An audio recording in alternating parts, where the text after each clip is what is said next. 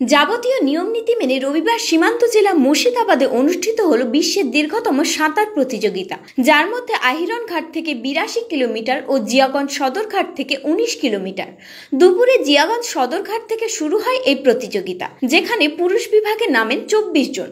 প্রথম হন গৌরব কাবেরী, এই বিভাগে দ্বিতীয় হন বেদান্ত যোগেশ কাদক। 19 কিলোমিটার পুরুষ বিভাগে তৃতীয় হয়েছেন নয়ন দে। জিয়াগঞ্জ সদরঘাট থেকে শুরু হওয়া 19 কিলোমিটার সাঁতার প্রতিযোগিতায় মেয়েদের মধ্যে প্রথম হলেন বিশাখা ধারা, এই বিভাগে দ্বিতীয় হয়েছেন অস্মিতা কর্মকার এবং তৃতীয় হয়েছেন ঈশিতা সাহা।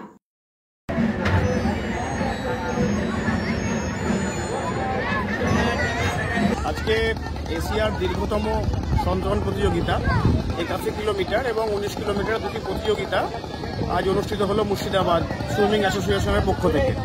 আমরা দেখলাম 81 কিলোমিটারে প্রথম এবং দ্বিতীয় জনকে তারা জিয়াগঞ্জ অতিক্রম করেছে। আমরা আশা করব খুব তাড়াতাড়ি যেন তারা তাদের গন্তব্যস্থলে পৌঁছে যায়। তার পরবর্তীতে আমরা দেখলাম 19 কিলোমিটার বিভাগের পুরুষ এবং মহিলা দুটি দলকেই আমরা দেখলাম তারা জলে ঝাঁপ মেরেছে। আশা করব তারা খুব স্বাচ্ছন্দ্যই যেন তাদের গন্তব্যে পৌঁছতে পারে।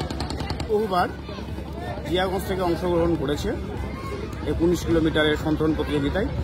এইবারেও পলাশ হালদার কাশীগঞ্জ 7 নম্বর ওয়ার্ডে বাসিন্দা, তিনি এবার অংশগ্রহণ করেছেন। আমরা খুবই আপ্লুত। প্রত্যেকটা প্রতিযোগী যারা অংশগ্রহণ করেছে তাদেরকে অসংখ্য ধন্যবাদ জানাই। সে সঙ্গে ধন্যবাদ জানাই পলাশ হালদারকে, তিনি আমাদের জিয়াগঞ্জের ভূমিপুত্র, এবং আশা রাখবো তিনি যেন একটি বিশেষ জায়গা গ্রহণ করতে পারে।